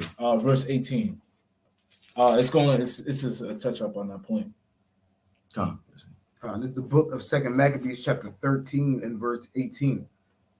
Now, when the king had taken a taste of the manliness of the Jews, he went about to take the holds by policy. By what? By policy. So they prosper through the policy. They prosper through the laws and the religion. It even tells you, go last piece of Daniel 8 verse 25. It tells you that's how they prosper. You know, so when they, like the brother said, when they cast the truth down to the ground, they set the law, they were burning the book of the law with fire, saying, hey, look, this is not what's going to be getting down. And they made laws causing the people of the land to follow. When you read 2 Maccabees, the 6th chapter, it was a law that you couldn't profess yourself to be a Jew. You know, so that's how they prospered, through setting up policies, laws, and the religion. That's how they took over. But Daniel 8 and 25. This is the book of Daniel, chapter 8 and verse 25. And through his policy. And through his what? And through his policy. What? Also, he shall cause craft to prosper in his hand. To what? To prosper in his hand. So they prospered through the policy, through craftiness. You know, they were coming up. You know, America does the same. That's always been Esau's power. You know, it's always been Esau's power, as it talks about Revelation 13th chapter. It's through the religion and the policy. Right. It's always been that way. Even in America, man, they conquered and they get into a lot of other nations setting up embassies and all that through the democracy, man, with their policies of democracy, coming as a lamb, like it says in Revelation the 13th chapter. Right. Present yourself as a lamb, and I believe it says in 1 Maccabees 2 they came with peaceable words. I don't know if you can find that. Yeah, I believe. I want to say peaceful words. You said 1 Maccabees? I believe it's 1 Maccabees. I know you're talking about it. Came peaceable, but all was deceit. I believe so. Yeah, if a brother could find that. But you know, that's how they prospered. You know, so if you can find that, guys, right now, finish out what we was at before in Daniel 8.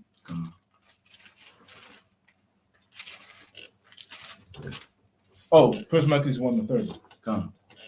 And it's the book of 1 Maccabees, chapter 1 and verse number 30. It says, and spake peaceable words unto them, but all was deceit. And that's all the policy and religion is. It's peaceable words, but with deception. That's how Esau rises in the power. You know, that's how they gain control. Let's keep reading. It says, but all was deceit, for when they had given him credence, he fell suddenly upon the city and smote it very sore and destroyed much people of Israel. So that's how they prosper. So let's finish out on Daniel 8. You can start at the top out. This is the book of Daniel, chapter 8, verse 25.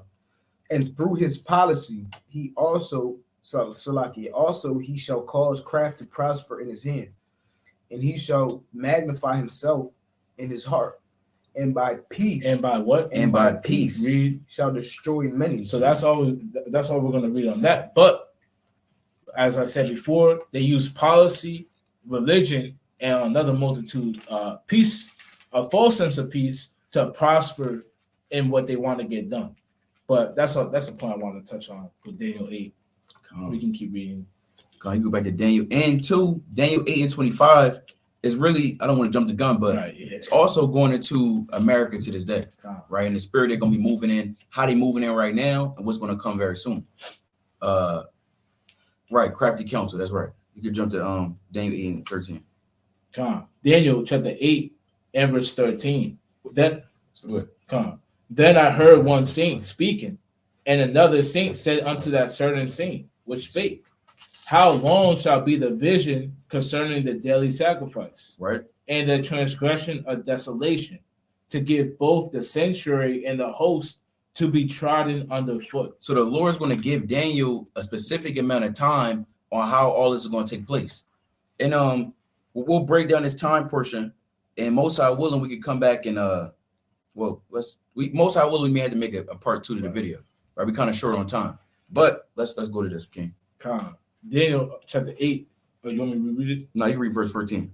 Verse 14. And he said unto me, unto 2,300 days, then shall the sanctuary be cleansed. Right. So the Lord has a timeline set up for all of this to take place in 2,300 days. Now, the Lord actually gave Daniel a lot of these times, right, so to speak. Now, let's actually go into it. I'm gonna share my screen. There we go. We sharing. Right. Actually, I might use this. All right. So let's use a calculator. All right. Let's do some math. I think we've been doing math a lot lately. So 2,300. He said 2,300 days.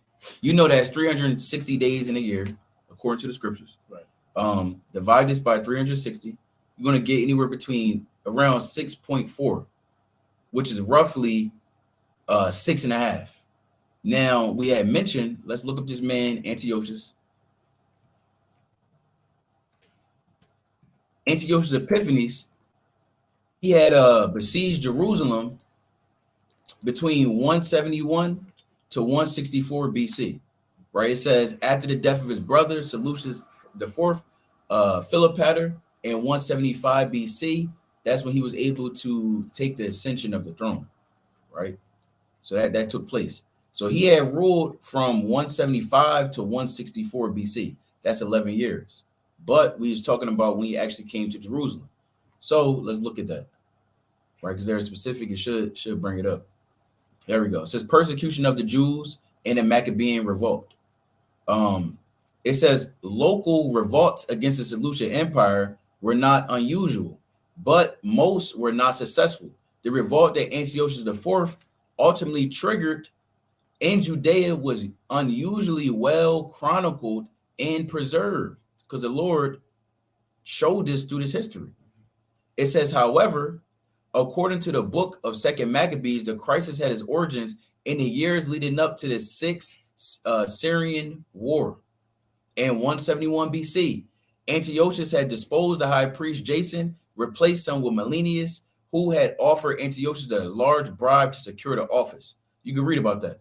In 168 BC, when Antiochus was campaigning in Egypt, a rumor spread in Judea that he had been killed. Jason gathered a force of 1,000 soldiers and made a surprise attack on the city of Jerusalem.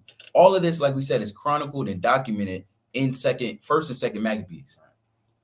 We want to continue on. I want to actually jump down. I want to jump down because I don't want to. There we go. It says these decrees were a departure from the typical Seleucid practice, which did not attempt to suppress local religions in their empire. Like the brother Azra was going into, we was having we was autonomous, meaning we was able to serve the Lord. Though they may be similar to other instances in a Hellenistic area, or it's like an error. And to be Hellenistic, meaning you had to get down with them, right? It was no indoor if, ands, or buts. You had to become like them. Right now in America, there's a little bit of autonomy, but very soon it's going to be, and which they're already trying to force everyone to get down with, is to be in their ways. If you're against them, they've been setting up different blueprints on how they're going to overthrow you. And how they're going to overthrow us is by hate speech. Oh, we're against America. We're against all these other religions, so on and so forth. So now we got to get y'all out the earth. It says when local polities? They probably they meant local politics were punished for revolt. Oh no, what? I think it's actually those are the head, I believe. That do with politics, but okay, calm. It says they were punished for revolt against their imperial suzerain by having their autonomy and local laws repealed and local shrines removed from their control. It says the city of Jerusalem was sacked the second time in the disorder. Antiochus established a military Greek citadel called the Arca, or it's like an Arcra, in Jerusalem to serve as a stronghold for Hellenized Jews and a Greek military garrison. This happened from 168 to 164 BC. Now, this is what they're saying, but it will actually have continued until the Maccabees actually took over, right? So I'm gonna jump down. It says his campaign went through Ecbatania and he attacked Parasopolis, being driven off by the populace. On his return home, he died at Isfahan in 164 BC. Now, this is going to chronicle some more of what actually took place and how the Most High got up with him. And that's the second Maccabees chapter 9 and verse 5. You can read about, right? You have furthermore where the rededication of the temple actually took place in 164 BC. And we want to actually get that real quick because it says, then shall the sanctuary be cleansed. Let's go to First Maccabees 4. First Maccabees chapter 4 and like 35. 4. Well, you can 41. First Maccabees chapter 4 and verse 41. Then Judas appointed certain men to fight against those that were in the fortress until he had cleansed the sanctuary. Until he did what? Until he had cleansed the sanctuary. Right, you can read on, King. So he chose priests of blameless conversation, such as had pleasure in the law, who cleansed the sanctuary and bear out the defiled stones into an unclean place. And when as they consulted what to do with the altar of burnt offerings, which was profane, they thought it best to pull it down, lest it should be a reproach to them, because the heathen had defiled it. Wherefore they pulled it down, right, and laid up the stones in the mountain of the temple in a convenient place, until there should come a prophet to shew what should be done with them. Then you could jump to verse 52. Verse 52.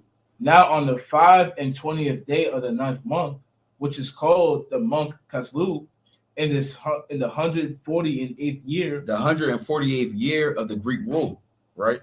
They rose up betimes in the morning and offered sacrifice according to the law upon the new altar of burnt offerings. So this time would be 164 BC, roughly around that, right? So that's a 171 minus 164 is going to give you, right, about 7 years, which is according to what we did. Hold on.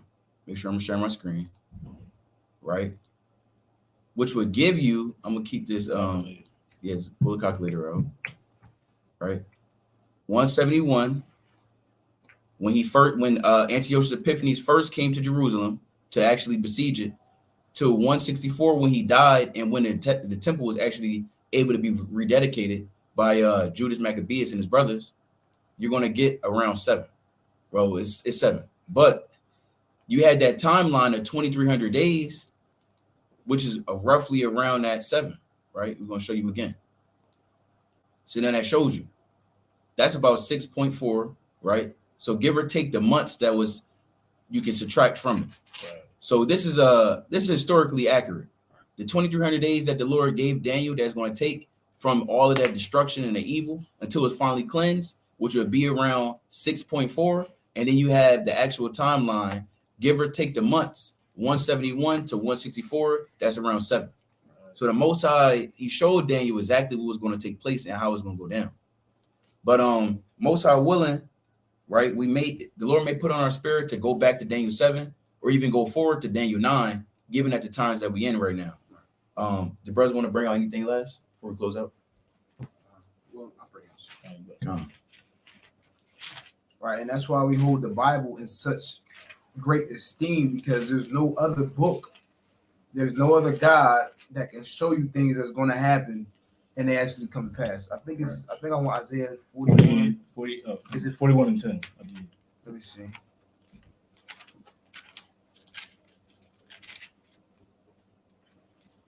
You might want 43. 43, hold on. Well, what is it saying, actually? I don't guess. It says, who is he that 40, shall say? 44 and 7. Let's see.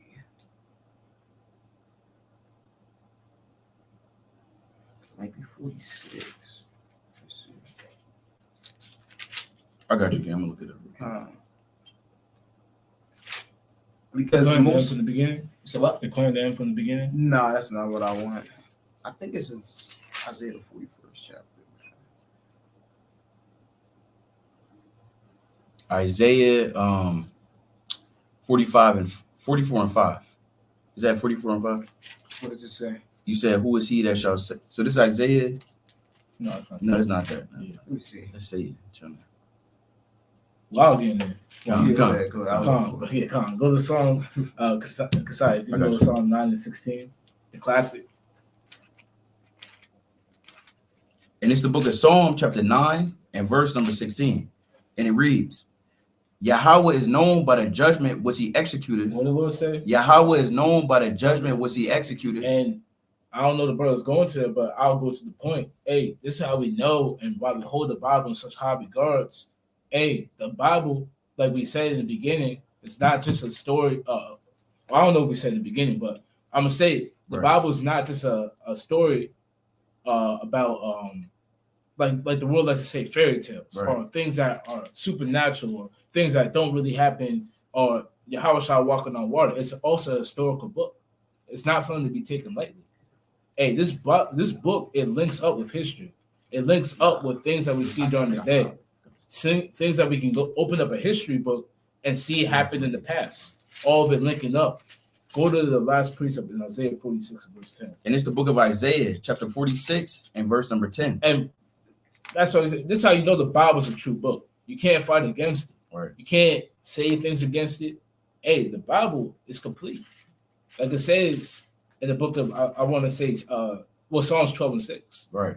How the Bible's like a refined silver, purified 7 times. So you can bring out Isaiah 46 and 10. And it's the book of Isaiah, chapter 46 and verse 10. So like it says, declaring the end from the beginning. What did the Lord do? Declaring the end from the beginning. The Lord, he declared all the things that we see from the beginning. That's why he gave Daniel the outline of what was going to happen, and it played out wonderfully throughout history. Nothing the Lord said in the Daniel 8th chapter was a fluke, flaky, or I don't know if this happened. It all happened. It's all documented in history. Let's keep reading. Declaring the end from the beginning and from ancient times the things that are not yet done. So that's a miraculous thing. That's to boost your faith, to understand that the Lord is true and that he's not going to falter from his word. But that's all I had. Right. I wanted Isaiah, the 41st chapter and the 21st verse. Isaiah 41 and verse 22. Right, because again, like the brother brought out, the Most High, there's no other book, there's no other text. I don't care if you're reading the Kemet book or you're reading the 10 laws of Ma'at. I don't care if you're reading the Quran and you believe in the so-called Prophet Muhammad. It's not going to show you the things that's going to come to pass. That's how we can tell that our God is true and all these other guys, he's not really gods. Right? Because the Most High shows us how he's God. He's going to tell us what's going to come to pass. All right, so read that real quick. Isaiah 41 and verse 22. Let them bring them forth. I started 21. Verse 21. Yeah. Produce your cause, saith the Lord. Bring forth your strong reasons, saith the King of Jacob. Let them bring them forth and shew us what shall happen. See that it said, let them, and he's talking to these false gods. He said, let them bring them forth and shew what shall happen. And that was what the Most High throughout the whole scriptures, he shows what's going to happen before it actually happens. That's how we know this Bible is true. That's how we know God is true, because we can look throughout history and see that the Most High, he's done his work after he said it was going to happen. Right. Go on. Let them shew the former things, what they be, that we may consider them, and know the latter end of them. And go on. Or declare us things for to come. You see that it says, show us things for to come. Read on. Shew the things that are to come hereafter. Right. He's saying, shew us the things that are going to come hereafter. Read. That we may know that ye are gods. You see that? So we know that they're gods. So other gods, they would, for other religions and other gods that people worship, they would have to show us things that are going to come to pass. Right. They're going to show us the prophecy is the end all be all. Right. You can say Muhammad and Allah, this and that, but show us where he said something was going to come to pass and actually happen. Right, go on. Yeah, do good or do evil, that we may be dismayed and behold it together. Right, see that? So this is why we hold the Bible in such high esteem. This is why we don't really, the other texts, we might read them to go into, to see how we can cut them and things. But this Bible, this is one of one. Right. The word of God is one of one, because we know that the Most High, what he said, is gonna come to pass. Right. King, can you go to Daniel chapter 2 and 47? This is Daniel chapter 2 and verse 47. The king answered unto Daniel and said, of a truth it is that your God, that who? That your God, our God Yahweh. All praise to the Most High. Right. Let's get the Most High in. All praise to the Most High. Our God. That's our God. Right? Let's read on, King. Is a God of gods. Right. And a Lord of kings and a revealer of secrets. Right. Seeing thou couldst reveal this secret. And these are different secrets that the Lord said he's only going to let these things happen until or they won't happen until he reveal it to his servants, the prophets first, paraphrasing, in Amos chapter 3 and verse 7. So the Lord reveals these secrets to our forefathers, and through the Spirit, we can continue to reveal these things in these last days. But with that, Lord willing, we see you at camp, 10th of Market Street. If you're in Jersey, Delaware, Philly, wherever, come out. And brothers in New York as well. Kwame Asherala. It's like my fault. I jumped ahead. Of course, we want to give all honor and glory to Yahweh Shem Yoshai, his brother Gisadia. Brother, you tell us about. Right. Kwame Asherala, keep watching these last days. Shalom, Israel. Shalom.